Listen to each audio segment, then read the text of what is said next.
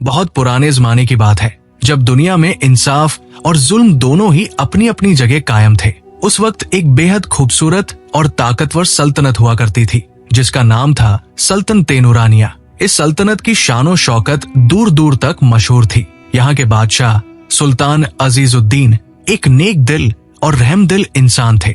उन्होंने अपनी पूरी जिंदगी अपनी रियाया की खिदमत में गुजारी थी। उनका इंसाफ इतना मशहूर था कि लोग कहा करते थे कि सुल्तान अजीजुद्दीन के दरबार में झूठ की कोई जगह नहीं और सच्चाई हमेशा जीतती है। लेकिन अल्लाह की मर्जी कुछ और थी। सुल्तान अजीजुद्दीन को एक बेटा था जिसका नाम था शहजादा फरहान। शहजादा फरहान अपने बाप की आंखों का तारा था, लेकिन अफसोस कि वो अपने वालिद की नेकियों पर नहीं चला। शहजादा बेहद खूबसूरत था। उसकी शक्लो सूरत ऐसी थी कि लोग उसे देखते ही रह जाते थे। उसकी आंखें काले समंदर की तरह गहरी थी और उसकी मुस्कान में एक अजीब सी कशिश थी। लेकिन इस खूबसूरती के साथ साथ उसके दिल में घमंड का एक बहुत बड़ा पहाड़ भी बस गया था। शहजादा फरहान को अपनी खूबसूरती, अपनी दौलत और अपनी शाही हैसियत पर इतना घमंड था कि वो किसी को अपने बराबर समझता ही नहीं था।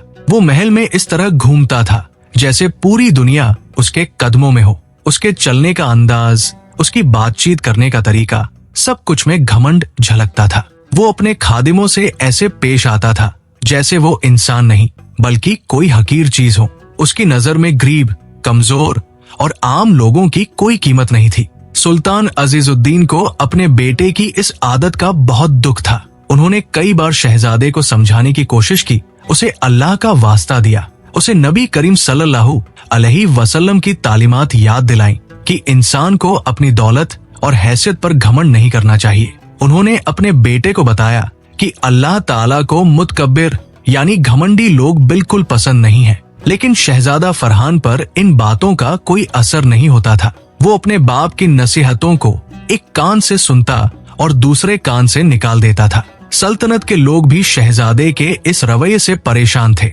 वो आपस में चुपके चुपके बातें करते थे कि ये शहजादा अपने नेक बाप का सच्चा वारिस कैसे हो सकता है। लोग कहते थे कि जब ये शहजादा बादशाह बनेगा तो सल्तनत का क्या हाल होगा। लेकिन अल्लाह की कुदरत देखिए कि कोई भी इंसान मुस्तकबिल में क्या होने वाला है ये नहीं जानता था। एक दिन की बात है, शहजादा फरहान अपने दोस्तों के साथ शिकार पर गया। शहजादे को शिकार का बड़ा शौक था और वो अक्सर महल से दूर जंगलों में शिकार करने जाया करता था। उस दिन भी वो अपने साथियों के साथ घोड़ों पर सवार होकर जंगल की तरफ निकल पड़ा। जंगल घना और बड़ा था और शहजादा अपने घोड़े को तेजी से भगाता हुआ शिकार की तलाश में आगे बढ़ता गया। इतने में उसने एक बेहद खूबसूरत हिरन देखा जो झाड़ियों के पीछे से निकलकर भागा। शहजादे की आंखों में शिकार की चमक आ गई और वो तेजी से अपने घोड़े को उस हिरन के पीछे दौड़ाने लगा। हिरन भी बड़ी फुर्ती से भाग रहा था और शहजादा भी उसका पीछा करते करते जंगल के बिल्कुल अंदरूनी हिस्से में पहुंच गया। वो इतना आगे निकल गया कि उसके साथी पीछे छूट गए और वो अकेला रह गया। लेकिन शहजादे को इस बात की कोई परवाह नहीं थी। उसे तो बस उस हिरन को पकड़ना था।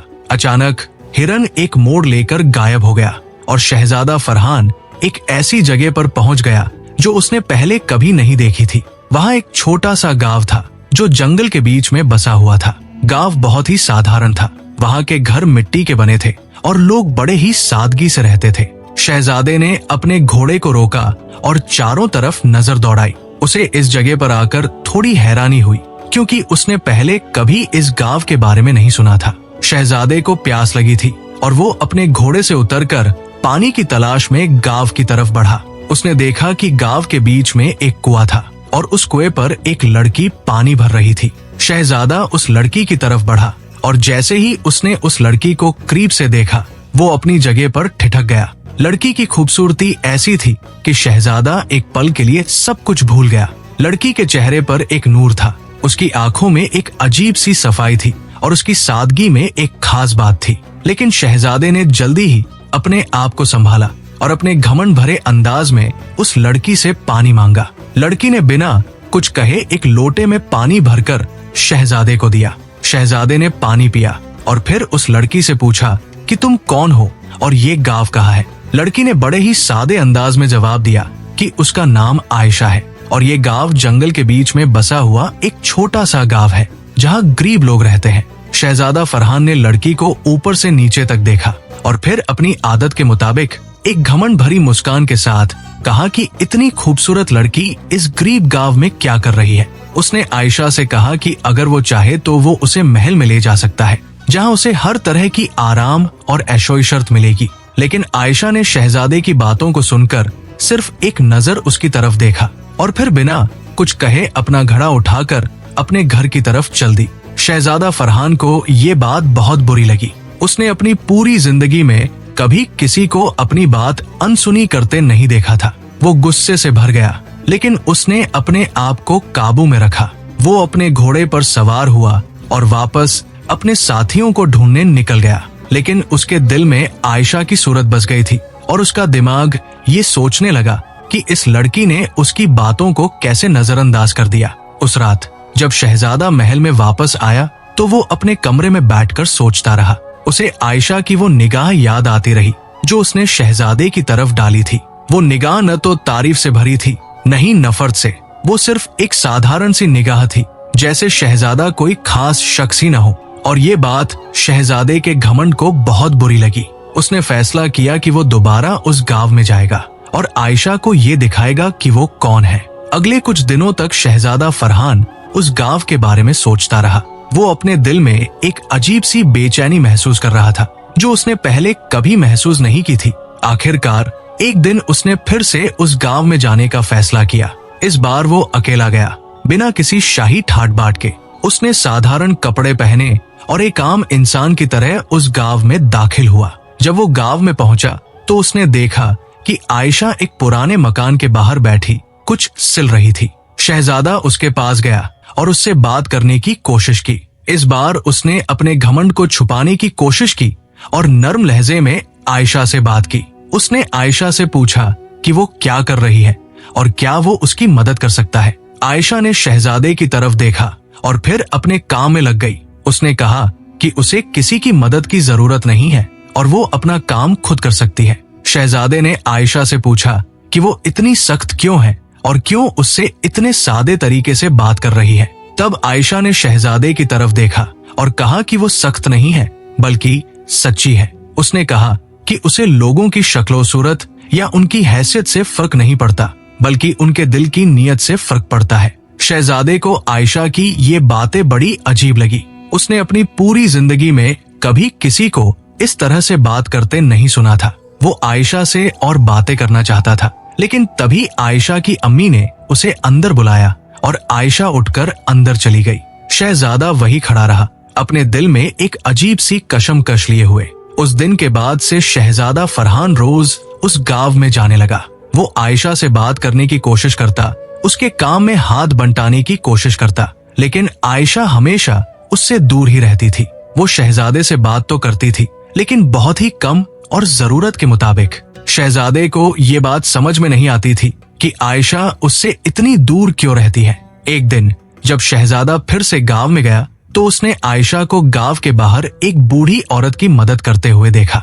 वो बूढ़ी औरत बहुत कमजोर थी और मुश्किल से चल पा रही थी। आयशा ने उस बूढ़ी औरत को सहारा देकर उसके घर तक पहुंचाया और फिर उसके लिए खाना भी बनाया। शहजादा ये सब देख रहा था और उसके दिल में एक अजीब सी कैफियत पैदा हो रही थी।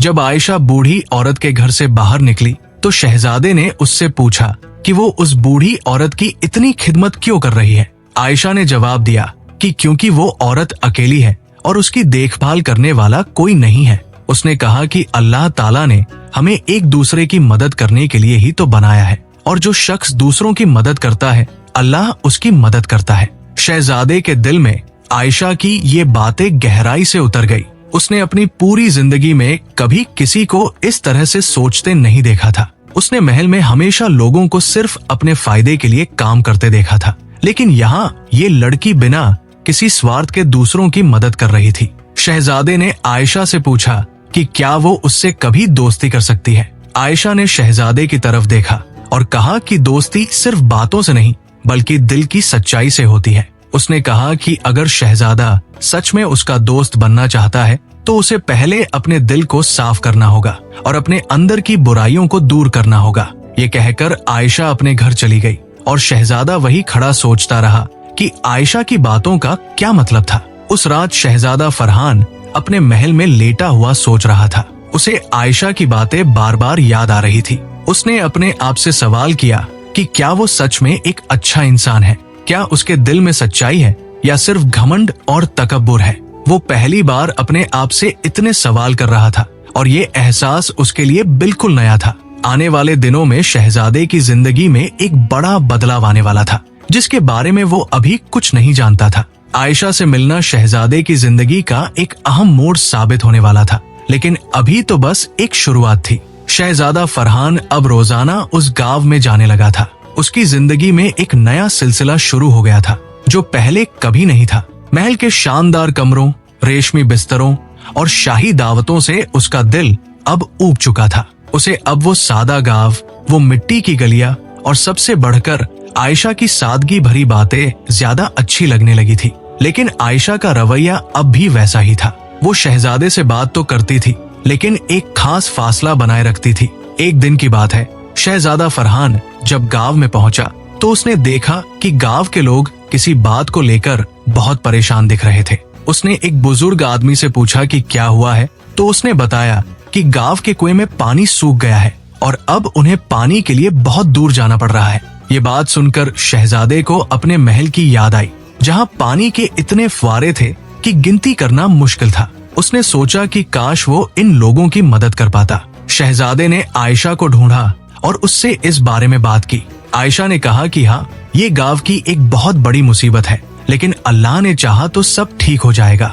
शहजादे ने कहा कि वो चाहे तो अपने बाप से कहकर गांव में एक नया कुआं बनवा सकता है, लेकिन आयशा ने उसकी बात सुनकर सिर हिला दिया और कहा कि शहजादे को पहले ये सीखना होगा कि दूसरों की मदद करने का मतलब सिर्फ पैसे या ताकत दिखाना नहीं होता, बल्कि अपने हाथों से मेहनत करना होता है। शहजादा फरहान को आयशा की ये बात समझ में नहीं आई। उसने पूछा कि अगर उसके पास पैसा और ताकत है तो वो उसे क्यों न इस्तेमाल करे। आयशा ने जवाब दिया कि पैसा और ताकत इंसान को घमंड देते हैं, लेकिन मेहनत इंसान को इनायत और शुक्र सिखाती है। उसने कहा कि अगर शहजादा सच में इन लोगों की मदद करना चाहता है तो उसे अपने हाथों से काम करना होगा। इन लोगों के साथ मिलकर कोशिश करनी होगी। शहजादे के लिए ये एक नई चुनौती थी। उसने अपनी पूरी जिंदगी में कभी हाथों से कोई मेहनत नहीं की थी। उसके हाथ हमेशा मुलायम रेशमी कपड़ों को छूते थे, सोने चांदी के बर्तनों को पकड़ते थे।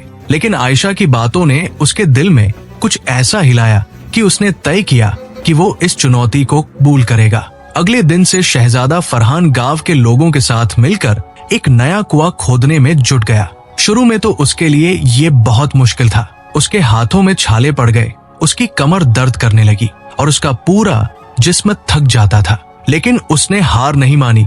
वो रोजाना गांव में आता और लोगों के साथ मिलकर काम करता।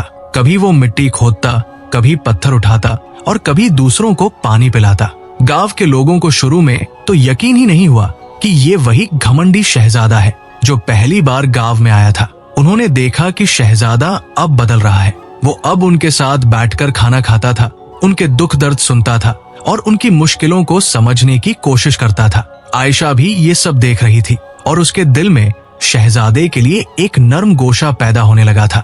एक दिन जब शहजादा बहुत थक गया था और कुएं के पास बैठा सुस्ता रहा था, तब आयशा उसके पास आई और उसे पानी पिलाया। शहजादे ने आयशा की तरफ देखा और कहा कि उसे कभी नहीं पता था कि मेहनत करना इतना मुश्किल होता है। आयशा ने मुस्कुराते हुए कहा कि मेहनत मुश्किल नहीं होती, बल्कि इज्जत देती है। उसने कहा कि जो इंसान अपने हाथों से मेहनत करता है, अल्लाह उसे बरकत देता है। शहजादा फरहान ने आयशा से पूछा कि वो इतनी समझदार कैसे है और उसे ये सब बातें कहाँ से आई। आयशा ने बताया कि उसके वालिद, जो अब इस दुनिया में नहीं है, बहुत नेक इंसान थे। वो एक आलिम थे और लोगों को दीन की तालीम देते थे। उन्होंने आयशा को बचपन से ही कुरान और हदीस की बातें सिखाई और उसे बताया कि जिंदगी का असली मकसद अल्लाह की इबादत और लोगों की खिदमत है। आयशा ने कहा कि उसके अब्बू ने उसे सिखाया कि घमंड इंसान को बर्बाद कर देता है और इनकिसारी यानी विनम्रता इंसान को बुलंदी देती है।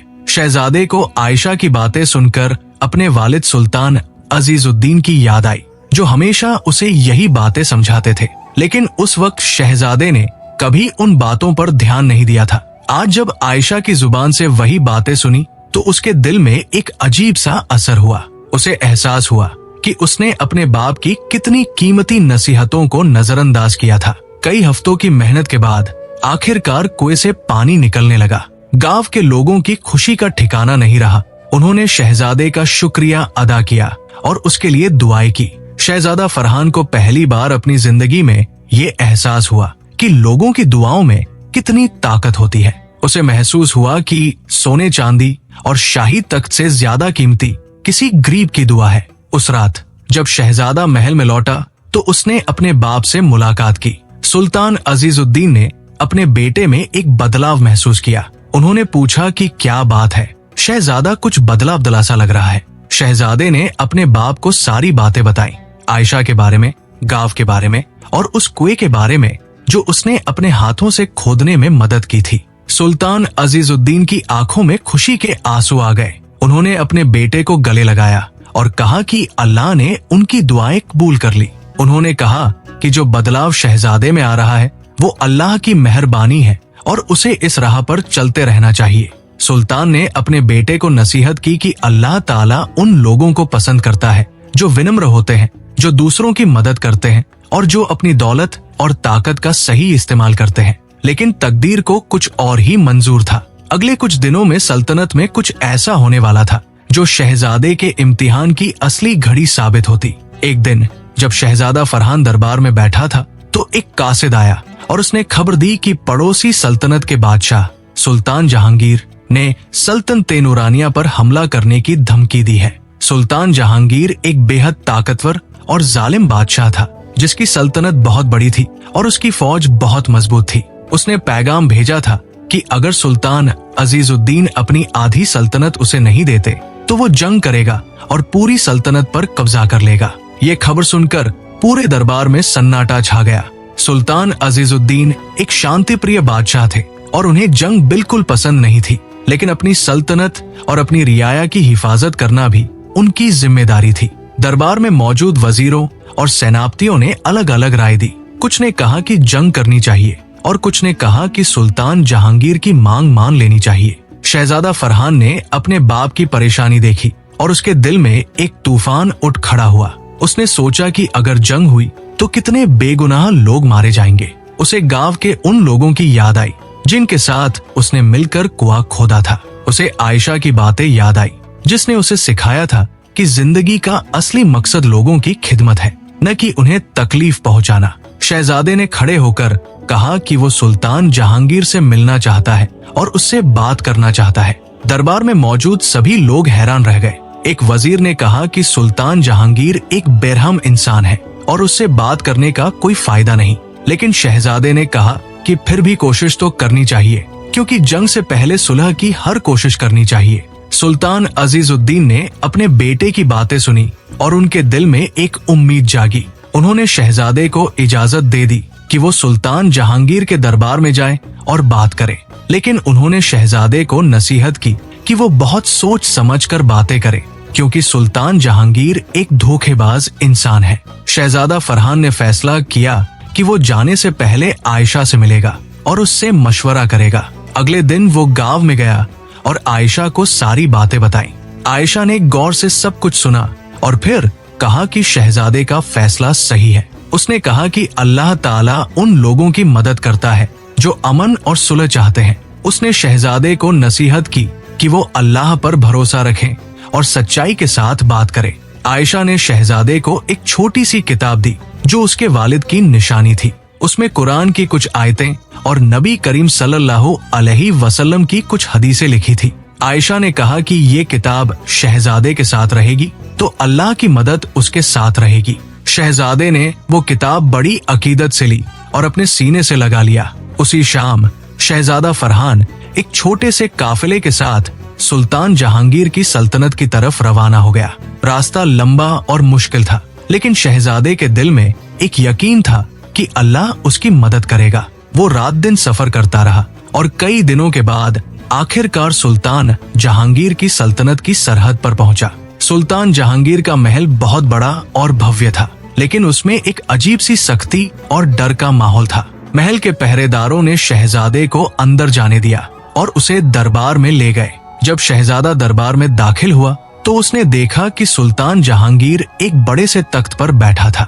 उसकी शक्ल और सूरत में एक सख्ती थी और उसकी आंखों में एक अजीब सी बेरुखी थी।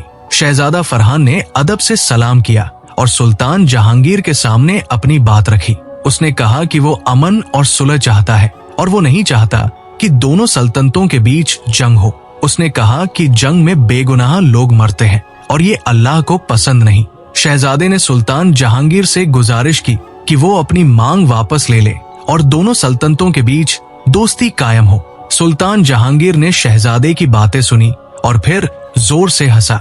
उसने कहा कि शहजादा बहुत नादान है अगर वो सोचता है कि बातों से सब कुछ हल हो जाएगा। उसने कहा कि दुनिया में ताकत का राज है और जिसके पास ताकत है वही जीतता है। सुल्तान जहांगीर ने शहजादे को चुनौती दी कि अगर वो सच में इतना बहादुर है तो वो एक इम्तिहान दे। अगर शहजादा उस इम्तिहान में कामयाब हो गया तो सुल्तान जहांगीर अपनी मांग वापस ले लेगा। शहजादे ने बिना सोचे समझे हाँ कह दी क्योंकि उसे अपनी सल्तनत और अपने लोगों की फिक्र थी। सुल्तान जहांगीर ने मुस्कुराते हुए कहा कि इम्तिहान ये है कि शहजादे को 3 दिन तक सुल्तान जहांगीर की सल्तनत के सबसे गरीब इलाके में रहना होगा, बिना किसी शाही ठाट बाट के, और वहाँ के लोगों की जिंदगी जीनी होगी। अगर शहजादा ये कर पाया तो सुल्तान जहांगीर मान जाएगा कि शहजादा सच में अपने लोगों की परवाह करता है। शहजादा फरहान ने ये चुनौती कबूल कर ली। अगले दिन सुल्तान जहांगीर के सिपाहियों ने शहजादे को एक बेहद गरीब बस्ती में छोड़ दिया जहाँ लोग बड़ी तकलीफ में रहते थे। वहाँ के घर टूटे फूटे थे, खाने की कमी थी और लोग बीमारियों से जूझ रहे थे। शहजादे के पास कोई शाही कपड़े नहीं थे, कोई खादिम नहीं था और कोई आराम नहीं था। पहले दिन शहजादा फरहान को बहुत मुश्किल हुई। उसे भूख लगी लेकिन खाने को कुछ नहीं था। उसे प्यास लगी लेकिन साफ पानी नहीं मिला। लेकिन फिर उसे आयशा की बातें याद आई और उसने हिम्मत नहीं हारी। उसने बस्ती के लोगों से मिलना शुरू किया, उनकी मुश्किलें समझी और उनकी मदद करने की कोशिश की। दूसरे दिन शहजादे ने एक बीमार बच्चे को देखा जो बुखार से तड़प रहा था। उसके माँ बाप के पास इलाज के लिए पैसे नहीं थे। शहजादे ने अपनी आखिरी बची हुई चीज, जो आयशा की दी हुई किताब थी, बेचकर उस बच्चे के लिए दवाई खरीदी। उसने पूरी रात उस बच्चे की सेवा की और सुबह तक बच्चे का बुखार उतर गया। तीसरे दिन शहजादे ने बस्ती के लोगों को इकट्ठा किया और उन्हें समझाया कि वो एक दूसरे की मदद करें। उसने उन्हें दिखाया कि अगर वो मिलकर काम करें तो अपनी हालत सुधार सकते हैं। बस्ती के लोगों ने शहजादे की बातें सुनी और उनके दिल में शहजादे के लिए इज्जत पैदा हो गई। 3 दिन पूरे होने पर सुल्तान जहांगीर खुद उस बस्ती में आया। उसने देखा कि शहजादा फरहान वहाँ के लोगों के बीच बैठा है, उनके साथ खाना खा रहा है और उनकी बातें सुन रहा है। सुल्तान जहांगीर ने बस्ती के लोगों से पूछा कि इस शहजादे के बारे में उनकी क्या राय है। लोगों ने कहा कि ये शहजादा एक नेक दिल इंसान है जिसने उनकी मदद की और उनके दुख दर्द को समझा। सुल्तान जहांगीर को ये सुनकर बड़ी हैरानी हुई। उसने कभी नहीं सोचा था कि कोई शहजादा इतनी सादगी से रह सकता है और गरीबों की इतनी परवाह कर सकता है। लेकिन उसके दिल में अभी भी शक था और वो शहजादे को एक आखिरी इम्तिहान देना चाहता था। सुल्तान जहांगीर ने शहजादा फरहान को अपने महल में वापस बुलाया। दरबार में एक बार फिर से दोनों आमने सामने थे, लेकिन इस बार माहौल कुछ अलग था। सुल्तान जहांगीर की आंखों में अब वो सख्ती नहीं थी, बल्कि एक अजीब सी उलझन थी। उसने शहजादे से कहा कि उसने पहला इम्तिहान तो पास कर लिया है, लेकिन अब एक आखिरी इम्तिहान बाकी है। अगर शहजादा इसमें भी कामयाब हो गया तो सुल्तान जहांगीर न सिर्फ अपनी मांग वापस ले लेगा, बल्कि सल्तनत नूरानिया के साथ दोस्ती का हाथ भी बढ़ाएगा। शहजादा फरहान ने पूछा कि ये आखिरी इम्तिहान क्या है। सुल्तान जहांगीर ने कहा कि उसके पास 3 संदूक है और शहजादे को उनमें से एक को चुनना होगा। पहला संदूक सोने का है, दूसरा चांदी का है और तीसरा लकड़ी का है। हर संदूक में कुछ न कुछ छुपा है, लेकिन सिर्फ एक ही संदूक में वो चीज है जो इस इम्तिहान को पूरा करेगी। शहजादे को बिना संदूक खोले सिर्फ अपनी अक्ल और समझदारी से सही संदूक चुनना होगा। सुल्तान जहांगीर ने तीनों संदूक शहजादे के सामने रखवा दिए। सोने का संदूक बेहद चमकदार और भव्य था, उस पर कीमती जवाहरात जड़े हुए थे। चांदी का संदूक भी बहुत खूबसूरत था, उस पर नक्काशी की हुई थी। लेकिन लकड़ी का संदूक बिल्कुल साधारण था। उस पर कोई सजावट नहीं थी, सिर्फ एक सादा लकड़ी का संदूक था। शहजादा फरहान ने तीनों संदूकों को गौर से देखा। उसके दिमाग में कई ख्याल आए। सोने का संदूक सबसे कीमती लग रहा था और आमतौर पर लोग सोचते हैं कि कीमती चीजें कीमती संदूक में ही रखी जाती है। चांदी का संदूक भी अच्छा विकल्प लग रहा था, लेकिन लकड़ी के संदूक को देखकर उसे आयशा की याद आई, जो हमेशा कहती थी कि असली कीमत बाहरी चमक दमक में नहीं बल्कि अंदर की सच्चाई में होती है। शहजादे ने अपनी आंखें बंद की और अल्लाह से दुआ मांगी कि वो उसे सही रास्ता दिखाए। उसे आयशा की दी हुई किताब याद आई, जो उसने बच्चे की दवाई के लिए बेच दी थी। उसे उस किताब में लिखी एक हदीस याद आई, जिसमें नबी करीम सल्लल्लाहु अलैहि वसल्लम ने फरमाया था कि दुनिया की चमक दमक धोखा है और असली खजाना अल्लाह का कुर्ब और नेक आमाल है। शहजादा फरहान ने अपनी आंखें खोली और सुल्तान जहांगीर से कहा कि वो लकड़ी का संदूक चुनता है। दरबार में मौजूद सभी लोग हैरान रह गए। सुल्तान जहांगीर ने एक तरफ से मुस्कुराते हुए पूछा कि शहजादे ने ये संदूक क्यों चुना, जबकि सोने और चांदी के संदूक ज्यादा कीमती दिख रहे हैं। शहजादे ने जवाब दिया कि उसने जिंदगी में सीखा है कि बाहरी चमक दमक अक्सर धोखा देती है। उसने कहा कि सोने और चांदी के संदूक तो दिखावे के लिए है, लेकिन असली कीमत वाली चीजें अक्सर सादगी में छुपी होती है। उसने कहा कि अल्लाह ने उसे ये तालीम दी है कि इंसान को चीजों की असली कीमत पहचानी चाहिए, न कि सिर्फ उनकी जाहिरी शक्ल को देखना चाहिए। सुल्तान जहांगीर ने शहजादे की बातें सुनी और फिर लकड़ी के संदूक को खोलने का हुक्म दिया। जब संदूक खुला तो उसमें से एक छोटी सी चाबी निकली। सुल्तान जहांगीर ने कहा कि ये चाबी इस इम्तिहान की कुंजी है और शहजादे ने सही संदूक चुना है। उसने बताया कि सोने के संदूक में सिर्फ पत्थर थे और चांदी के संदूक में कुछ नहीं था, लेकिन लकड़ी के संदूक में ये चाबी थी जो एक बहुत बड़े राज का दरवाजा खोलती है। सुल्तान जहांगीर ने शहजादे को उस चाबी के साथ एक पुराने कमरे में ले गया, जो महल के सबसे अंदरूनी हिस्से में था। उस कमरे का दरवाजा बरसों से बंद था और उस पर धूल जमी हुई थी। सुल्तान ने शहजादे से कहा कि वो इस चाबी से उस दरवाजे को खोले। शहजादे ने चाबी लगाई और दरवाजा खोला। अंदर एक छोटा सा कमरा था, जिसमें सिर्फ एक पुरानी किताब रखी हुई थी। सुल्तान जहांगीर ने उस किताब को उठाया और शहजादे को दिखाया। वो किताब कुरान शरीफ की एक बहुत पुरानी नुस्खा थी, जो सुल्तान जहांगीर के परदादा की थी। सुल्तान ने बताया कि उसके परदादा बहुत नेक इंसान थे और उन्होंने इस किताब में अपनी जिंदगी के तजुर्बे लिखे थे।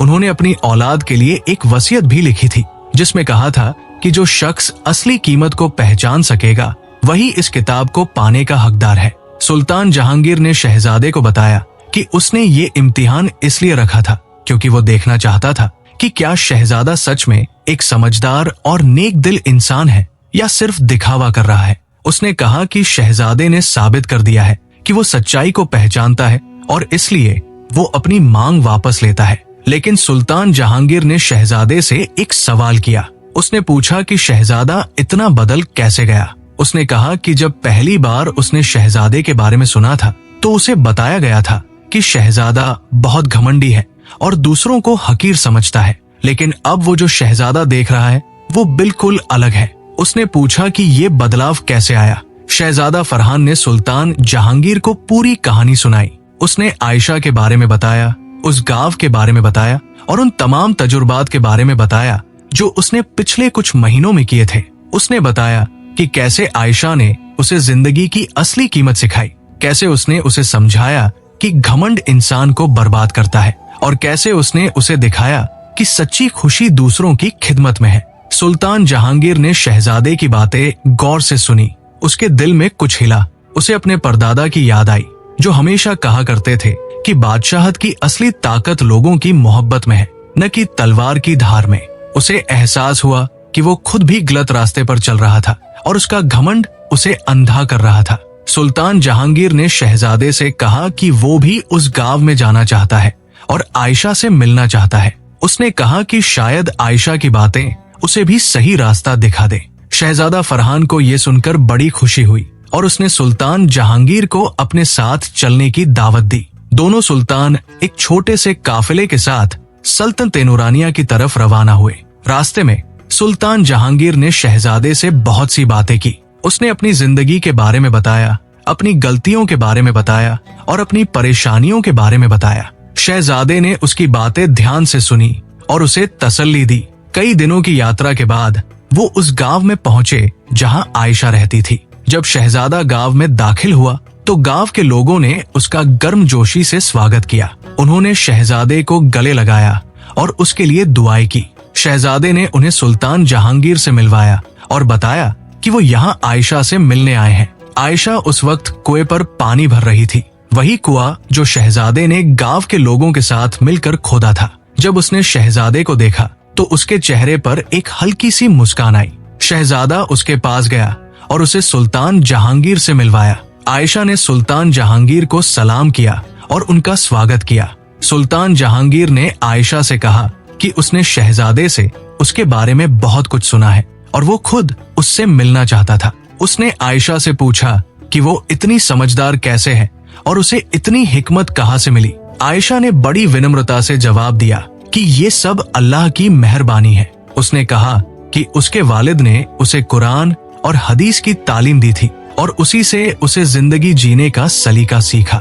सुल्तान जहांगीर ने आयशा से कहा कि वो भी अपनी जिंदगी में बहुत सी गलतियां कर चुका है और अब वो सही रास्ते पर आना चाहता है। उसने आयशा से मदद मांगी। आयशा ने कहा कि अल्लाह ताला बहुत मेहरबान है और वो हर उस शख्स को माफ कर देता है जो सच्चे दिल से तौबा करता है। उसने सुल्तान जहांगीर को नसीहत की कि वो अपने दिल से घमंड निकाले, अपनी रियाया के साथ न्याय करे और अल्लाह की राह पर चले। सुल्तान जहांगीर ने आयशा की बातें सुनी और उसके दिल में एक गहरा असर हुआ। उसने फैसला किया कि वो अपनी जिंदगी बदलेगा और एक नेक बादशाह बनेगा। उसने शहजादे और आयशा दोनों का शुक्रिया अदा किया और कहा कि उन दोनों ने उसकी आंखें खोल दी। उस रात सुल्तान जहांगीर और शहजादा फरहान गांव में ही रुके।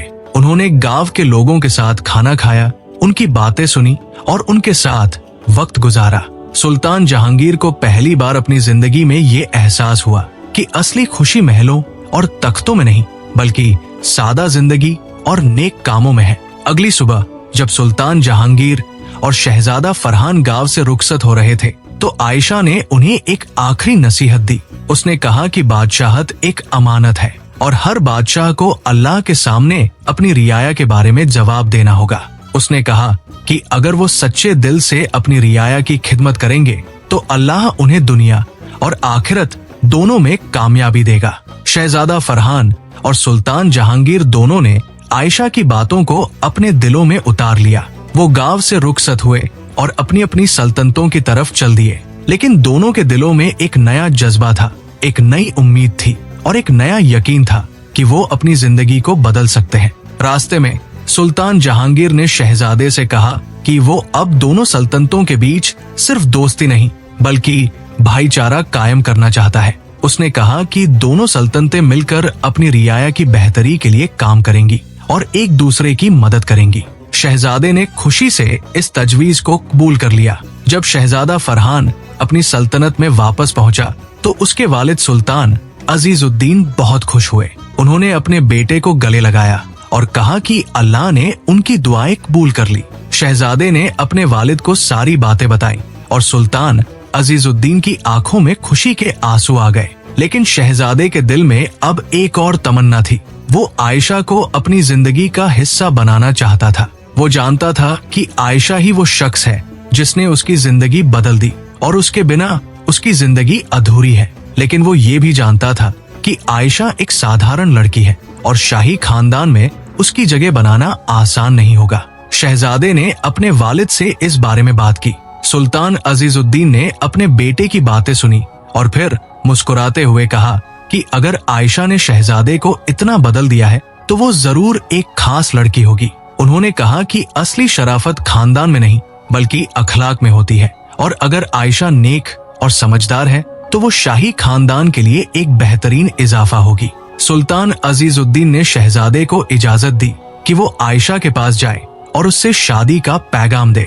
शहजादा फरहान बेहद खुश हुआ और अगले ही दिन वो फिर से उस गांव की तरफ रवाना हो गया। शहजादा फरहान जब उस गांव में पहुंचा तो उसका दिल बहुत तेजी से धड़क रहा था। उसने अपनी पूरी जिंदगी में कभी ऐसी घबराहट महसूस नहीं की थी।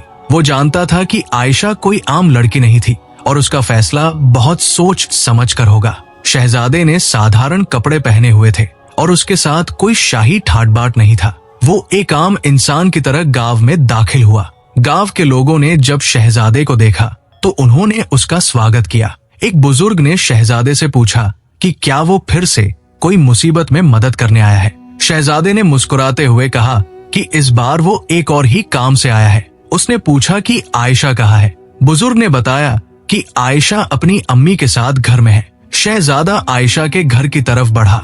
घर छोटा और साधारण था, लेकिन बहुत साफ सुथरा और व्यवस्थित था। शहजादे ने दरवाजे पर दस्तक दी। आयशा की अम्मी ने दरवाजा खोला और शहजादे को देखकर हैरान रह गई। शहजादे ने अदब से सलाम किया और अंदर आने की इजाजत मांगी। आयशा की अम्मी ने उसे अंदर बुलाया और बैठने को कहा। आयशा रसोई में थी और खाना बना रही थी। जब उसने अपनी अम्मी की आवाज सुनी तो वो बाहर आई और शहजादे को देखकर थोड़ी हैरान हुई। उसने पूछा कि शहजादा इतनी जल्दी वापस कैसे आ गया। शहजादे ने कहा कि उसे उससे कुछ जरूरी बात करनी है। आयशा की अम्मी ने समझदारी से कमरा छोड़ दिया और दोनों को अकेले बात करने का मौका दिया। शहजादा फरहान ने गहरी सांस ली और फिर आयशा से कहा कि वो उससे कुछ कहना चाहता है। उसने कहा कि आयशा ने उसकी जिंदगी बदल दी है और अब वो अपनी जिंदगी में उसके बिना एक पल भी नहीं गुजार सकता। उसने कहा कि वो आयशा से शादी करना चाहता है और उसे अपनी जिंदगी का हिस्सा बनाना चाहता है। आयशा ने शहजादे की बातें ध्यान से सुनी। उसके चेहरे पर कोई खास भाव नहीं था, न खुशी न नाराजगी। वो बस शांत थी। कुछ देर की खामोशी के बाद आयशा ने कहा कि शहजादे की बातें उसके दिल को छू गई है, लेकिन वो एक बहुत बड़ा फैसला है और उसे वक्त चाहिए। शहजादा फरहान ने कहा कि वो इंतजार करने को तैयार है। उसने आयशा से कहा कि वो समझता है कि ये एक बड़ा फैसला है और आयशा को अपनी मर्जी से फैसला करना चाहिए। उसने कहा कि वो आयशा पर कोई दबाव नहीं डालना चाहता। आयशा ने शहजादे से कहा कि वो 3 दिन में अपना जवाब देगी। शहजादे ने इस बात को कबूल किया और वहां से रुखसत हो गया। वो गांव के बाहर एक पेड़ के नीचे बैठ गया और अल्लाह से दुआ करने लगा कि वो आयशा का दिल अपनी तरफ मोड़ दे। उन 3 दिनों में आयशा ने बहुत सोच विचार किया। उसने अपनी अम्मी से मशवरा किया, उसने अल्लाह से दुआ मांगी और उसने अपने दिल की आवाज सुनी। आयशा जानती थी कि शहजादा फरहान एक नेक दिल इंसान बन गया है और वो सच में बदल गया है, लेकिन उसे ये भी पता था कि शाही जिंदगी में बहुत सी आजमाइशें होंगी और वो एक साधारण लड़की है जिसे शाही महल की जिंदगी का कोई तजुर्बा नहीं। आयशा की अम्मी ने अपनी बेटी को समझाया कि अगर अल्लाह ने शहजादे को उसकी जिंदगी में भेजा है तो जरूर कोई हिकमत होगी। उन्होंने कहा कि शायद अल्लाह चाहता है कि आयशा अपनी तालीम को और लोगों तक पहुंचाए और शाही महल में रहकर वो ज्यादा लोगों की भलाई कर सकती है। उन्होंने कहा कि फैसला आयशा का है, लेकिन उसे अपने दिल की आवाज सुननी चाहिए। तीसरे दिन आयशा ने शहजादे को बुलाया। शहजादा फरहान उस पूरे वक्त गांव के बाहर ही रहा था और इंतजार करता रहा था। जब आयशा का पैगाम मिला तो वो फौरन आयशा के घर पहुंचा।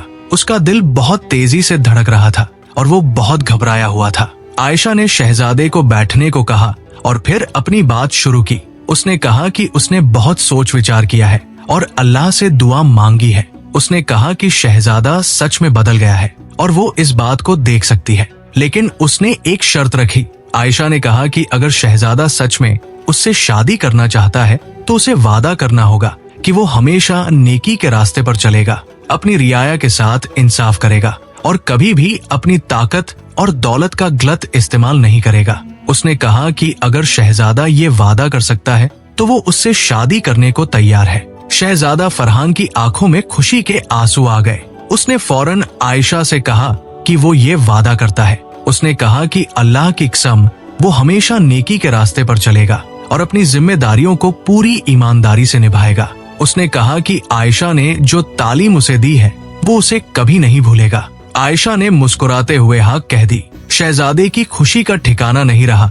उसने आयशा और उसकी अम्मी का शुक्रिया अदा किया और कहा कि वो जल्द ही वापस आएगा अपने वालिद और पूरे शाही खानदान के साथ और रस्मी तौर पर रिश्ते की बात करेगा। शहजादा फरहान महल में वापस पहुंचा और अपने वालिद को खुशखबरी सुनाई। सुल्तान अजीजुद्दीन बहुत खुश हुए और उन्होंने फौरन शादी की तैयारियां शुरू करने का हुक्म दिया। लेकिन शहजादे ने अपने वालिद से कहा कि वो ज्यादा शानो शौकत नहीं चाहता। उसने कहा कि आयशा एक साधारण लड़की है और वो चाहता है कि शादी भी सादगी से हो, इस्लामी तरीके के मुताबिक। सुल्तान अजीजुद्दीन ने अपने बेटे की बात मान ली। कुछ दिनों बाद सुल्तान पूरे शाही खानदान के साथ उस गांव में गए और आयशा के घर रिश्ते की बात लेकर पहुंचे। गांव के लोग ये देखकर हैरान रह गए कि खुद बादशाह उनके गांव में आए हैं। सुल्तान अजीजुद्दीन ने बड़ी विनम्रता से आयशा की अम्मी से बात की और उनसे अपने बेटे के लिए आयशा का हाथ मांगा। आयशा की अम्मी ने खुशी से हाँ कह दी और शादी की तारीख तय कर दी गई। शादी की तैयारियां शुरू हो गई, लेकिन सब कुछ बड़ी सादगी से किया गया। शहजादे ने आयशा की मर्जी का पूरा ख्याल रखा और कोई भी ऐसी चीज नहीं की जो आयशा को पसंद न हो। शादी का दिन आया और पूरी सल्तनत में खुशी का माहौल था। लेकिन सबसे खास बात ये थी कि शादी में सबसे ज्यादा गरीब और जरूरतमंद लोगों को बुलाया गया। शहजादे ने अपनी शादी में महंगे तोहफे और सोने चांदी की जगह गरीबों को खाना खिलाने और उनकी जरूरतें पूरी करने पर ज्यादा ध्यान दिया। जब आयशा महल में आई तो उसने अपनी सादगी को नहीं छोड़ा। वो शहजादी बन गई थी, लेकिन उसके अंदर वही आयशा थी जो गांव में रहती थी। उसने महल में रहकर भी अपने उसूलों को नहीं छोड़ा। वो रोजाना अल्लाह की इबादत करती, कुरान पढ़ती और महल की औरतों को दीन की तालीम देती। शहजादा फरहान और आयशा की शादी के बाद सल्तनत में एक नया दौर शुरू हुआ। शहजादे ने अपने वादे को पूरा किया और अपनी रियाया की भलाई के लिए काम करना शुरू किया। उसने महल के खजाने से पैसे निकालकर गरीबों के लिए घर बनवाए, बीमारों के लिए अस्पताल खोले और बच्चों के लिए मदरसे कायम किए। आयशा ने भी अपना किरदार बखूबी निभाया। उसने महल में एक दारुल तालीम खोला जहां औरतों और बच्चों को कुरान और हदीस की तालीम दी जाती थी। वो खुद भी वहां पढ़ाती थी और लोगों को नेकी और इंसानियत की तालीम देती थी। महल की औरतें जो पहले सिर्फ अपनी खूबसूरती और जेवरात की फिक्र करती थी, अब आयशा की तालीम से प्रभावित होकर नेक काम करने लगी। लेकिन जिंदगी में हमेशा आजमाइशें आती रहती है। कुछ महीनों बाद सल्तनत में एक बड़ा खत पड़ा। बारिश नहीं हुई, फसलें बर्बाद हो गई और लोगों के पास खाने को कुछ नहीं बचा। पूरी सल्तनत में भूखमरी फैल गई और लोग बहुत परेशान हो गए। शहजादा फरहान और आयशा ने इस मुसीबत में अपने लोगों का साथ दिया। उन्होंने महल के खजाने खोल दिए और सारा अनाज लोगों में बांट दिया। शहजादे और आयशा ने खुद भी सिर्फ एक वक्त का खाना खाना शुरू कर दिया ताकि बाकी खाना गरीबों में बांटा जा सके। सुल्तान अजीजुद्दीन ने भी अपने बेटे और बहू की इस कुर्बानी को देखा और बहुत खुश हुए। इस मुसीबत के दौरान आयशा ने लोगों को सब्र और शुक्र की तालीम दी। उसने उन्हें बताया कि अल्लाह हर मुसीबत में अपने बंदों का इम्तिहान लेता है और जो सब्र करता है अल्लाह उसे जरूर बदला देता है। उसने लोगों को तौबा करने और अल्लाह की तरफ रुजू करने की नसीहत की। पूरी सल्तनत में नमाज़े इस्तिस्का, बारिश के लिए दुआ की नमाज पढ़ी गई। शहजादा फरहान और आयशा ने भी अल्लाह से खूब दुआएं मांगी और अल्लाह की कुदरत देखिए कि कुछ ही दिनों बाद बादल छा गए और जोरदार बारिश होने लगी। फसलें फिर से लहलहाने लगी और लोगों की जिंदगी में खुशहाली लौट आई। इस वाकये के बाद लोगों का शहजादे और आयशा पर और भी ज्यादा भरोसा हो गया।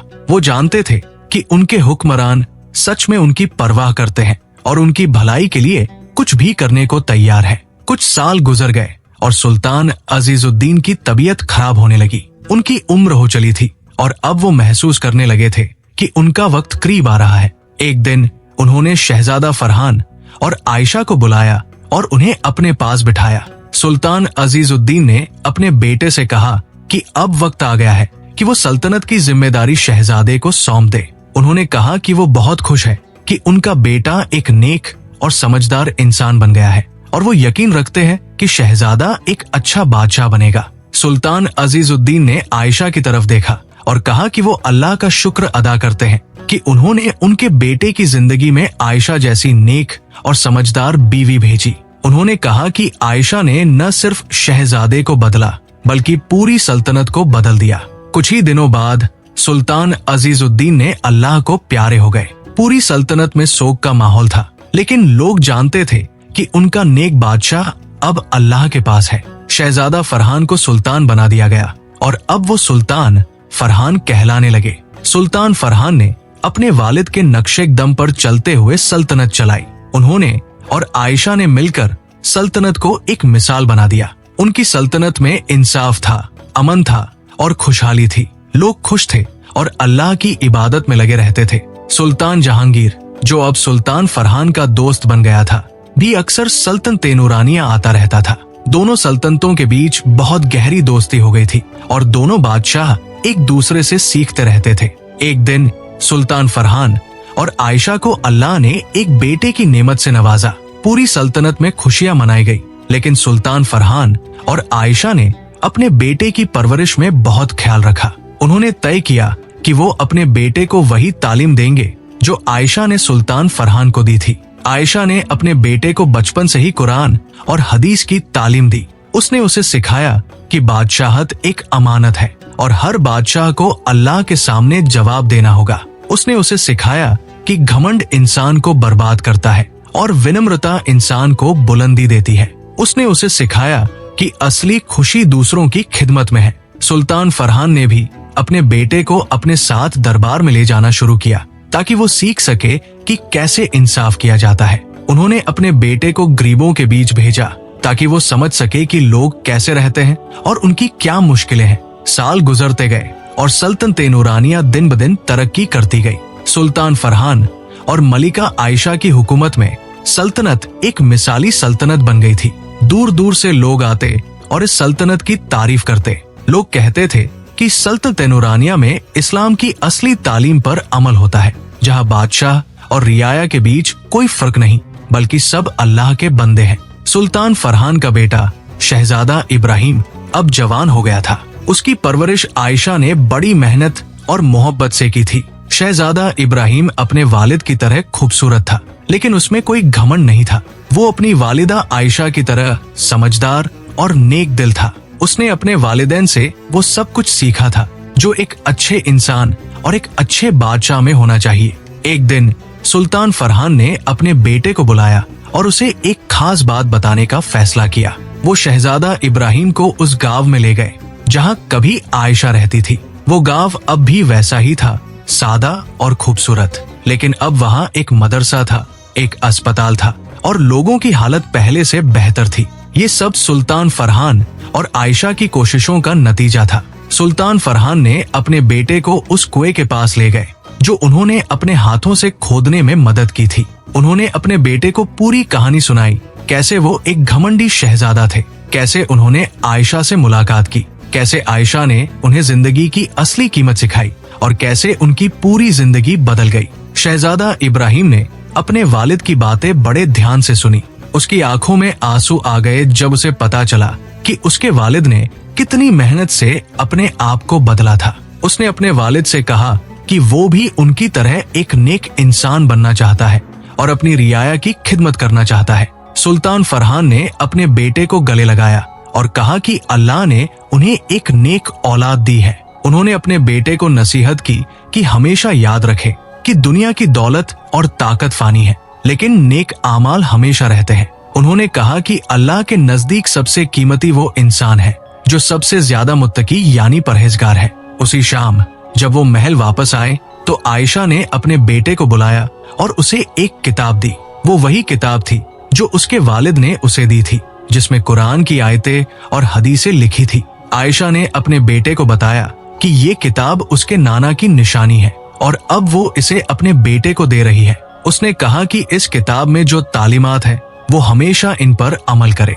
शहजादा इब्राहिम ने वो किताब बड़ी अकीदत से ली और कहा कि वो इसे हमेशा अपने पास रखेगा और इसकी तालीम पर अमल करेगा। उस रात शहजादा इब्राहिम ने पूरी किताब पढ़ी और हर एक बात को अपने दिल में उतार लिया। कुछ सालों बाद एक दिन एक अजनबी मुसाफिर सल्तनत नूरानिया में आया। वो मुसाफिर दूर देश से आया था और उसने सुल्तान फरहान और मलिका आयशा के बारे में बहुत कुछ सुना था। वो अपनी आंखों से देखना चाहता था कि क्या सच में कोई ऐसी सल्तनत है जहां इंसाफ, अमन और खुशहाली है। मुसाफिर ने सल्तनत में घूम कर देखा। उसने देखा कि गरीबों के लिए मुफ्त खाने की व्यवस्था है, बीमारों के लिए मुफ्त इलाज है और बच्चों के लिए मुफ्त तालीम है। उसने देखा कि अमीर और गरीब में कोई फर्क नहीं किया जाता और सभी को एक जैसा इंसाफ मिलता है। उसने देखा कि लोग खुश हैं मुतमिन हैं और अल्लाह की इबादत में लगे हुए हैं। मुसाफिर ने दरबार में जाकर सुल्तान फरहान से मुलाकात की। उसने सुल्तान से पूछा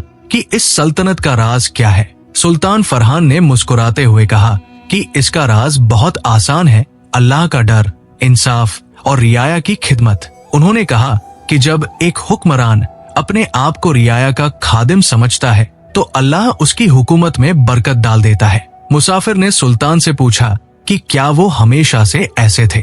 सुल्तान फरहान ने अपना सर हिलाया और कहा कि नहीं, वो भी कभी एक घमंडी और मगरूर शहजादा थे।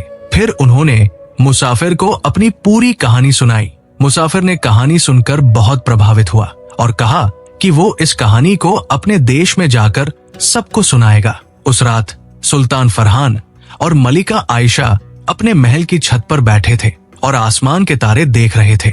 सुल्तान ने आयशा का हाथ पकड़ा और कहा कि उन्हें अल्लाह का शुक्र है कि उसने उन्हें आयशा जैसी बीवी दी जिसने उन्हें सही रास्ता दिखाया। आयशा ने मुस्कुराते हुए कहा कि ये सब अल्लाह की मेहरबानी है और उन्हें बस अल्लाह की तालीमात पर अमल करना चाहिए। सुल्तान फरहान ने आयशा से पूछा कि क्या वो कभी पछताई कि उसने एक साधारण जिंदगी छोड़कर शाही जिंदगी को कबूल किया। आयशा ने जवाब दिया कि नहीं, बल्कि वो अल्लाह की शुक्रगुजार है कि उसे इतने लोगों की खिदमत करने का मौका मिला। उसने कहा कि अगर वो गांव में रहती तो वो सिर्फ कुछ लोगों की मदद कर पाती, लेकिन यहाँ महल में रहकर वो पूरी सल्तनत के लोगों की भलाई कर सकती है। कुछ और साल गुजर गए और सुल्तान फरहान को अब बुढ़ापा आने लगा। उन्होंने महसूस किया कि अब वक्त आ गया है कि वो सल्तनत की जिम्मेदारी अपने बेटे शहजादा इब्राहिम को सौंप दे। एक दिन उन्होंने पूरे दरबार को इकट्ठा किया और अपने फैसले का ऐलान किया। सुल्तान फरहान ने कहा कि शहजादा इब्राहिम अब एक समझदार और नेक जवान बन गया है और वो उसे सल्तनत की जिम्मेदारी देने का फैसला कर चुके हैं। उन्होंने अपने बेटे को नसीहत की कि वो हमेशा अल्लाह से डरे, इंसाफ करे और अपनी रियाया की खिदमत करे। उन्होंने कहा कि बादशाहत एक इम्तिहान है और हर बादशाह को अल्लाह के सामने जवाब देना होगा। शहजादा इब्राहिम को सुल्तान बना दिया गया और अब वो सुल्तान इब्राहिम कहलाने लगे। सुल्तान फरहान और मलिका आयशा ने फैसला किया कि अब वो अपना बाकी वक्त इबादत और लोगों की खिदमत में गुजारेंगे। उन्होंने महल में एक खानकाह बनवाई जहां वो कुरान की तालीम देते और लोगों को नेकी की तरफ बुलाते। सुल्तान इब्राहिम ने अपने वालिदैन के नक्शे दम पर चलते हुए सल्तनत चलाई। उन्होंने हर काम में अपने वालिदैन से मशवरा किया और उनकी नसीहतों पर अमल किया। सल्तनत नूरानिया और भी ज्यादा तरक्की करने लगी और दूर दूर तक इस सल्तनत की शोहरत फैल गई। एक दिन मलिका आयशा बीमार पड़ गई। उनकी तबीयत बहुत खराब हो गई और डॉक्टरों ने कह दिया कि अब उनके पास ज्यादा वक्त नहीं है। सुल्तान फरहान और सुल्तान इब्राहिम दोनों उनके पास बैठे रहते और उनकी देखभाल करते। अपने आखिरी दिनों में मलिका आयशा ने अपने शौहर और बेटे को बुलाया। उन्होंने कहा कि वो अपनी जिंदगी से बहुत खुश है और अल्लाह का शुक्र है कि उसने उन्हें इतने नेक काम करने का मौका दिया। उन्होंने अपने शौहर से कहा कि उन्होंने उन्हें कभी निराश नहीं किया और वो उनसे बहुत खुश है। उन्होंने अपने बेटे से कहा कि वो हमेशा नेकी के रास्ते पर चलता रहे और अल्लाह से डरता रहे। आयशा ने अपनी आखिरी सांसों में कलमा पढ़ा और अल्लाह को प्यारी हो गई। पूरी सल्तनत में शोक का माहौल था। लोग रो रहे थे क्योंकि उन्होंने एक ऐसी मलिका खो दी थी जो उनके लिए एक माँ की तरह थी। आयशा को बड़े इज्जत के साथ दफनाया गया और हजारों लोग उनकी जनाजे में शामिल हुए। सुल्तान फरहान को अपनी बीवी की मौत का बहुत गम हुआ, लेकिन उन्होंने सब्र किया। उन्होंने जाना कि आयशा अब अल्लाह के पास है और अल्लाह जरूर उसे जन्नत में जगह देगा। सुल्तान फरहान ने फैसला किया कि वो आयशा की याद में एक बड़ा मदरसा बनवाएंगे जहां लड़कियों को भी तालीम दी जाएगी। उन्होंने कहा कि आयशा हमेशा चाहती थी कि औरतें भी तालीम हासिल करें और अपने हकूक जाने।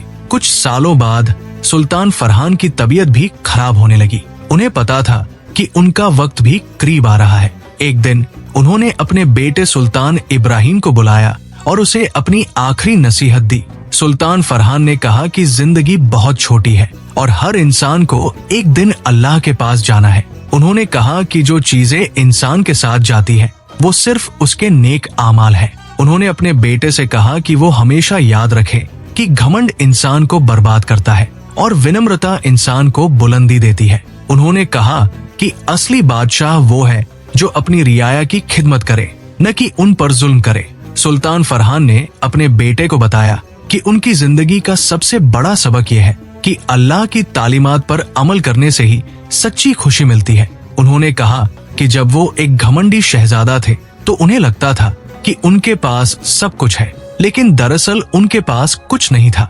लेकिन जब उन्होंने अपने आप को बदला और नेकी के रास्ते पर चले तो उन्हें असली सुकून और खुशी मिली। कुछ दिनों बाद सुल्तान फरहान ने भी अल्लाह को प्यारे हो गए। उनकी जनाजे में भी हजारों लोग शामिल हुए और सब ने उनके लिए दुआएं की। सुल्तान इब्राहिम ने अपने वालिदैन को एक साथ दफनाया और उनकी कब्र पर एक सादा सा पत्थर रखा जिस पर लिखा था, यहाँ 2 नेक बंदे आराम फरमा रहे हैं जिन्होंने अपनी जिंदगी अल्लाह की राह में और लोगों की खिदमत में गुजारी। सुल्तान इब्राहिम ने अपने वालिदैन की मिसाल को कायम रखा। उन्होंने और उनके बाद आने वाले हर सुल्तान ने इसी तरह सल्तनत चलाई।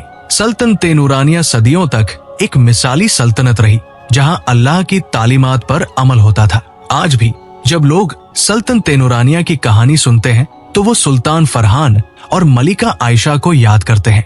वो उस घमंडी शहजादे को याद करते हैं जो एक समझदार लड़की से मिला और अपनी पूरी जिंदगी बदल दी। वो याद करते हैं कि कैसे एक साधारण लड़की ने अपनी अक्लमंदी और नेकी से न सिर्फ एक शहजादे को बल्कि पूरी सल्तनत को बदल दिया। ये कहानी हमें ये सबक देती है कि इंसान कभी भी अपने आप को बदल सकता है अगर वो सच्चे दिल से चाहे। ये कहानी हमें सिखाती है कि असली कीमत बाहरी चमक दमक में नहीं बल्कि दिल की सच्चाई में है। ये कहानी हमें बताती है कि घमंड इंसान को बर्बाद करता है और विनम्रता इंसान को बुलंदी देती है। ये कहानी हमें याद दिलाती है कि हर इंसान, चाहे वो बादशाह हो या गरीब, अल्लाह के सामने बराबर है। ये कहानी हमें सिखाती है कि असली खुशी दूसरों की खिदमत में है, न कि सिर्फ अपनी जरूरतें पूरी करने में। और सबसे बढ़कर ये कहानी हमें बताती है कि अल्लाह की तालीमात पर अमल करने से ही इंसान को दुनिया और आखिरत दोनों में कामयाबी मिल सकती है। अल्लाह हम सबको सुल्तान फरहान और मलिका आयशा जैसे नेक बंदे बनने की तौफीक दे। अल्लाह हमें घमंड से बचाए और विनम्रता अता फरमाए। अल्लाह हमें दूसरों की खिदमत करने का जज्बा दे और हमें हमेशा नेकी के रास्ते पर चलाए। आमीन।